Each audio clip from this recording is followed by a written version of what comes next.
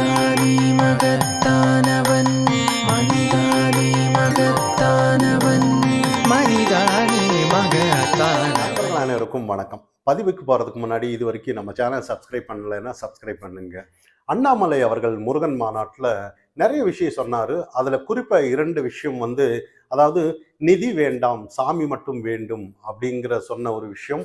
அடுத்தது திருமாவளவனோட நாடகத்தை டோட்டலாக முடிச்சு விட்டுட்டாருன்னு தான் பார்க்கணும்.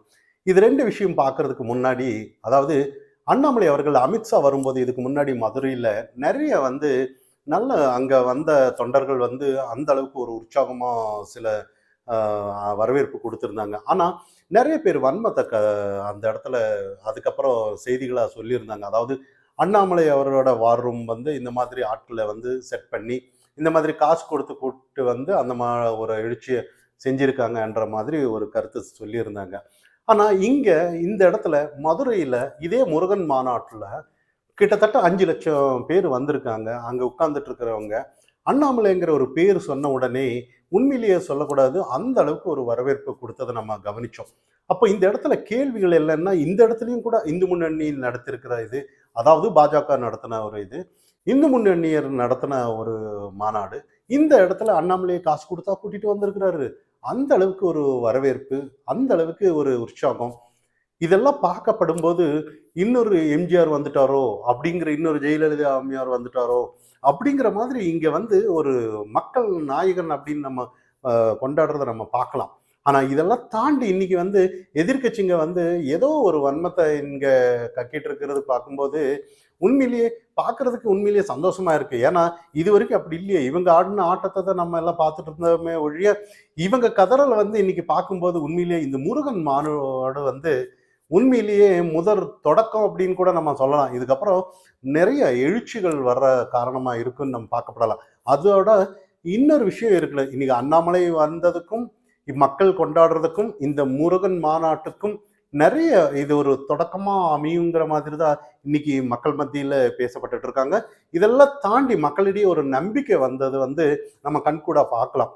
ஏன்னா அந்த இடத்துல அந்த அளவுக்கு ஒரு உற்சாகமா ஒரு டிசிப்ளின், எப்படி அந்த அளவுக்கு ஒரு கூட்டம், மற்ற கூட்டத்தெல்லாம் பார்த்தோன்னா நம்ம குறை சொல்லக்கூடாது. அந்த அளவுக்கு இடிச்சு அது இது பண்ணி இருக்கிற சேரை உடைக்கிறதோ, எடுத்துட்டு போகிறதோ, இல்லை அங்கே இருக்கிற வாழை மரத்தெல்லாம் எடுத்துட்டு போகிறதோ, இதை தானே நம்ம பார்த்துருக்கோம். ஆனால் இந்த இடத்துல அவ்வளவு டிசிப்ளினாக நடந்து போய் டிசிப்ளினாக ஒரு நெருக்கம் இல்லை, எதுவுமே இல்லை. 5 லட்சம் கூடுனால எப்படி இருக்குன்னு நினச்சி பாருங்க. சாதாரண வீட்டில இருந்து யாராவது போனாலும் கூட இல்லை அந்த கூட்டமாக இருக்கும், நீங்கள் போக வேணாம் அப்படின்னு சொல்கிறாங்க. ஆனால் இனிமே இந்த மாதிரி ஒரு முருகன் மாநாடு, இந்த மாதிரி இந்து முன்னணி நடத்துகிற மாநாட்டுக்கு வீட்டில் எல்லாம் வண்டி கட்டி போங்க அப்படின்னு சொல்கிற மாதிரி தான் இந்த மாநாடு உண்மையிலேயே அமைஞ்சிருக்கு. கடைசியில் நான் அங்கே போகும்போது பார்த்துருந்தேன், எல்லாரும் நானும் கூட சேர் மடக்கி வச்சு சில நான் யூஸ் பண்ண பொருள் எல்லாத்தையும் குப்பை தொட்டியில் வீசிட்டு வந்தேன்னு வைங்க. ஆனால் இருந்தாலும் இந்த பாடம், இந்த ஒழுக்கம் எங்கிருந்து நம்ம பெற முடியும்னு நினச்சி பாருங்க. இப்போ ஒரு தொண்டர்கள் வர்றாங்க, நிறைய ஒரு விஷயத்த பார்க்குறாங்க. இங்கே கட்சி கூட்டம்னா இப்படி தான் இருக்கணுன்றத ஒரு எடுத்துக்காட்டாக இருக்காங்க. இது மட்டும் கூட்டத்துக்கு மட்டும் இல்லை, வாழ்க்கையானாலும் சரி, நம்மளோட தேசத்திற்கானாலும் சரி, தேசம் தெய்வீகம் எல்லாமே நம்ம இரு கண்கள் அப்படின்னு நம்ம பார்க்கப்பட வேண்டிய விஷயம். அப்போ இந்த இடத்துல இங்கே போய் நம்ம ஏதாவது ஒரு கற்றுக்கிட்டு வந்தோங்கிற மாதிரி தான் இந்த மாநாடு அந்த இடத்துல அமைஞ்சது உண்மையிலேயே பாராட்டத்தக்க விஷயம். இன்னொரு விஷயம் என்னன்னா, நிறைய விஷயம் இன்னைக்கு அண்ணாமலை அவர்கள் ஒரு விஷயத்த சொன்னார், நிதி வேண்டாம், நமக்கு சாமி மட்டும் வேண்டும் அப்படிங்கிற, அதான் அரசியல் பேசக்கூடாதுன்னு சொன்னார். அதில் நிறைய ஒரு அரசியல் இருக்குன்னு தான் பார்க்கணும். ஏன்னா முதலமைச்சர் தானே எப்போ பாரு நிதி இல்லை நிதி இல்லைன்னு சொல்லி நிதி ஆயோக் கூட்டத்துக்கு எல்லாம் அவாய்ட் பண்ணிட்டு நிதி வேணும்னு சொல்லி இது பார்க்கறத நம்ம பார்க்குறோம். ஆனால் இதே இன்னைக்கு பிஜேபி சாமி மட்டும் இருந்தா போதும், எங்களுக்கு எங்களோட கலாச்சாரம் கோயில் மட்டும் நல்லா இருந்தா போதும்னு சொல்ற ஒரு கூட்டம் நம்ம இன்னைக்கு பார்க்குறோம். ஏன் இந்த கோயில் நல்லா இருந்தானா வாழ்வாதாரம் நல்லா இருக்குங்கிறத அடுத்தது பார்க்கலாம். ஆனா இங்க நிதி மட்டும் வேண்டாம், இந்த நிதியும் வேண்டாம், அதாவது உதயநிதியும் வேண்டாம் அப்படிங்கிறது இங்க ஒரு மெசேஜா சொல்லிட்டு போயிட்டாருன்னு நம்ம பார்க்கணும்.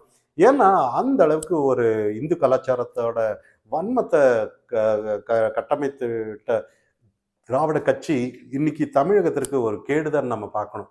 அதுல தெள்ள தெளிவா நிறைய விஷயம். இன்னைக்கு அதே அண்ணாமலை அவர்கள் சொன்னார், திருமாவளவன் அவர்கள் அவரோட நாடகம் இதுக்கு முன்னாடி வந்து நிறைய கோயில் எல்லாம் ஆபாசம் அப்படி இப்படி இப்படின்னு சொன்னதெல்லாம் உங்களுக்கு தெரியும். அதுக்கப்புறம் கடைசியில் எலெக்ஷனுன்னு வரும்போது குடமத ஒழுக்கத்தை எடுத்து இல்லை தஞ்சாவூர் சிதம்பரம் இங்கே இடம்லாம் நிறைய பார்க்கலாம். கோயிலெல்லாம் போனேன், கும்பாபிஷேகம் பண்ணேன் அப்படின்னு சொல்லி நானும் ஆதரவு தான்ற மாதிரி ஒரு செயல்பாடுகள் தொடர்ந்து இருந்துட்டு இருக்கு. அதுக்கப்புறம் நிறைய இந்த மாதிரி கட்டத்தில் வந்து அவங்க வேற மாதிரி இந்த எலெக்ஷனுன்னு வந்துட்டாலே இந்த மாதிரி கோயில் போகிறது சாதாரண விஷயம்.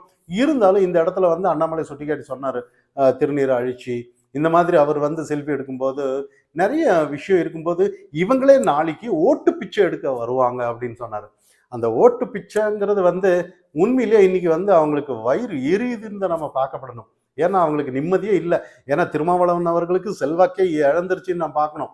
ஏன்னா நிறைய இன்னைக்கு வந்து சிறுபான்மையினர் மக்கள் மட்டும்தான் அவங்களுக்கு ஆதரவாக இருக்காங்களே ஒழிய மற்றவர்கள் எல்லாமே போயிட்டு இருக்காங்க, வெளியே போயிட்டு இருக்காங்க பார்க்கணும். ஏன்னா இவரோட நாளொரு பேச்சும் வித்தியாசமாக இருக்கிறத பார்த்து நாம் தமிழரோ இல்லை விஜய்க்கோ போயிட்டு இருக்காங்கங்கிறது நம்ம பார்த்துட்டு இருக்கோம். ஆனால் இன்னைக்கு வந்து இவங்க எல்லாம் வந்து இல்லை நாங்கள் இந்துக்களுக்காக இருக்கோம் அப்படின்னு வருவாங்க, அதெல்லாம் நம்பிடாதீங்கன்ற மாதிரி தான் அண்ணாமலை அவர்கள் சில விஷயம். இதை தாண்டி பவன் கல்யாண் அவர்கள் ஒரு விஷயத்த சொல்லியிருந்தாரு.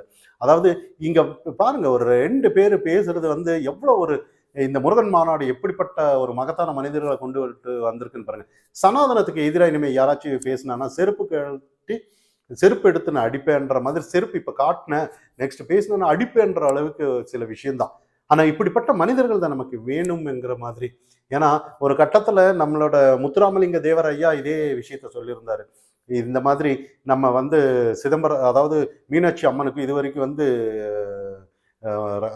பாலில் தான் அபிஷேகம் பண்ணியிருக்கு, இந்து மக்களையோ இந்து கடவுள்களை கொச்சப்படுத்தினோன்னா இனிமே ரத்தத்தில் அபிஷேகம் பண்ணும் அப்படின்னு ஒரு விஷயத்த சொல்லியிருந்தாரு. அந்த மாதிரி இவர்கள் எல்லாம் இன்னைக்கு வந்து தமிழகத்திற்கு வந்து இந்த மாதிரி சொல்லும்போது உண்மையிலேயே ஒரு கடவுள் பொக்கிஷமாக தான் நம்ம பார்க்கணும். இதே அண்ணாமலை அவர்கள் இதை மட்டும் இல்லை, நிறைய விஷயத்த அந்த இடத்துல சொல்லியிருந்தாரு. மக்கள் கூர்ந்து கவனிச்சாங்க. அதாவது நம்ம எந்த அளவுக்கு இந்துக்களா ஒற்றுமைப்படணும் அப்படின்னு.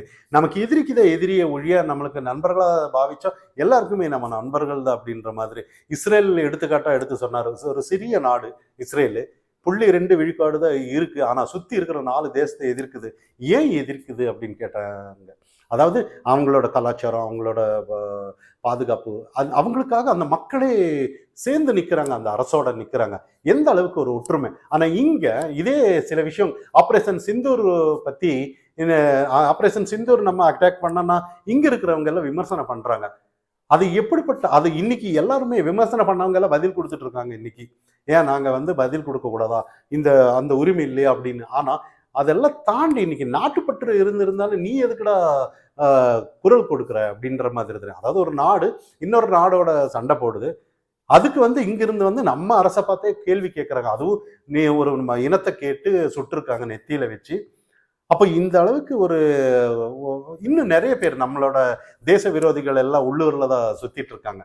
நிறைய பேர் இன்னைக்கு வந்து எரியுது, அப்படியே எரியுதுங்கிறத விட அட எப்படிடா சாத்தியம், இந்த முருகன் மாநாடு இந்த அளவுக்கு 5 லட்சம் பேர் வந்திருக்காங்க, ஒரு கூட்ட நெரிசல் இல்லை, ஏதோ ஒரு தள்ளுமுள்ளு இல்லை, அத்தனை பேர் எப்படி வெயில், இன்னொரு முக்கியமான ஒரு விஷயம், வெயில் அடிச்சது. அந்த அளவுக்கு வெயில் நல்லா தாங்கவே முடியலன்ற அளவுக்கு இருந்தது. ஆனா அதுக்கப்புறம் ஒரு மழை வந்துச்சு பாருங்க, உண்மையிலேயே அப்படியே ஒரு ஸ்ப்ரே நமக்கு அப்படியே அந்த ஒரு நீர் ஒரு குளிர்ச்சி பாருங்க, அந்த அளவுக்கு இருந்தது. அது இயற்கையாவே கடவுளோட கிஃப்ட்ன்னு தான் நம்ம சொல்லணும். ஒரு ஷவர் அடிச்ச மாதிரி தான் அந்த ஈட்டுக்கும் அந்த ஷவருக்கும். அப்படியே அந்த குளிர்ச்சி, அதிகமான மழையே கிடையாது, ஒரு குளிர்ச்சி. அதாவது ஒரு சூட்டை தனிச்சிருக்கே ஒழிய மழை இல்லை. எல்லாரும் இந்த மாதிரி ஒரு மழை அடிக்கிறதுக்கு முன்னாடி ஓடி இருப்பாங்க. ஆனா இந்த இடத்துல நம்ம கவனிக்கப்பட வேண்டிய விஷயம் என்னன்னா, அந்த இடத்துல அண்ணாமலை அவர்களை வந்து நிறைய முக்கியத்துவம் கொடுத்ததை நம்ம கவனிச்சோம். அதாவது இதுக்கு முன்னாடியாவது நிறைய இடத்துல ஒரு நடத்தினா சீஃப் கெஸ்ட்டுக்கு தான் கடைசியா பேச விடுவாங்க, இன்னும் மற்றவங்க எல்லாம் முன்னாடி பேசுவாங்கன்னு பார்க்கணும். ஆனா உண்மையிலேயே கடைசியில தான் அண்ணாமலை அவர்கள் வந்து அந்த பவன் கல்யாணுக்கும் முன்னாடி பேசினாரு. ஆனா அந்த அளவுக்கு வந்து முக்கியத்துவம் கொடுத்தது வந்து இன்னைக்கு நயினார் நாகேந்திரன், அதாவது மாநில தலைவருக்கு தான் ஒரு முக்கியத்துவம் இருக்கணும். ஆனா அவர் நல்லா புரிஞ்சுக்கிட்டாரு இந்த இடத்துல. புரிஞ்சுக்கிட்டு தான் இல்லை, இங்க இருக்கிறவங்க எல்லாம் உண்மையிலேயே வார் ரூம் ஆளுங்கள்ல வேற மாதிரி ஆளுங்கள்ல இல்லை, உண்மையிலேயே அண்ணாமலையோட ஆதரவாளர்கள் தான். அதாவது வார் ரூமுங்கிறது ஆதரவாளர்கள் தான், அதான் வார் ரூமுங்கிறது என்ன பெரிய வேறங்கிறது இல்லை, உண்மையிலேயே இந்த பாஜகவுக்கு ஆதரவாக இருக்கிறவங்க தான். ஏன்னா அந்த அளவுக்கு ஓட்டு எண்ணிக்கை கூடுதலாக எடுத்துட்டு வர்றதுக்கும் திமுகவை எதிர்க்கிறதுக்கும் எல்லாத்துக்குமே சப்போர்ட்டாக இருந்தது வார் ரூம் தான். ஆனால் இங்கே மட்டும் இன்னைக்கு மட்டும் அவங்கள அவாய்ட் பண்ணுறதெல்லாம் நியாயமாக இருக்காது. அதாவது வார் ரூமு வேற இல்லை, தொண்டர்கள் வேற இல்லை, பாஜக வேற இல்லை, தேசிய மேலே பற்று வச்சவங்க வேற இல்லை, தேசத்தை நேசிக்கிறவர்கள் தான் எல்லாருமே நம்ம இந்த இடத்துல சொல்லலாம். இதெல்லாம் தாண்டி இன்னைக்கு வந்து அந்த அளவுக்கு அண்ணாமலைக்கு முக்கியத்துவம் கொடுத்ததா நம்ம கவனிச்சோம். இனிமே இதுக்கு அப்புறமா வந்து நிறைய தீர்மானங்கள் எடுத்துட்டு வந்திருந்தாங்க, நம்ம கவனிச்சோம். கார்த்திகை தீபம் ஏத்துறது, இன்னும் முக்கியமா அறநிலைத்துறை வந்து இருக்கவே இருக்காதுன்னு நம்ம சொல்ற மாதிரி தீர்மானம் எடுத்துட்டு வந்தாங்க. ஆனா உண்மையிலேயே ஏன் இன்னைக்கு சேகர் பாபு கதறாருன்னா, உண்மையிலேயே அறநிலைத்துறையில நாளைக்கு நிறைய ஆட்சி மாற்றம் வந்தான்னா உண்மையா ஆப்பு இருக்குங்கிறது எல்லாருமே தெரியும். இது அண்ணாமலையே சொல்லியிருக்கிற விஷயம் கூட. மனிதானி மகத்தானவன், மனிதானி மகத்தானவன், மனிதானி மகத்தானவன்.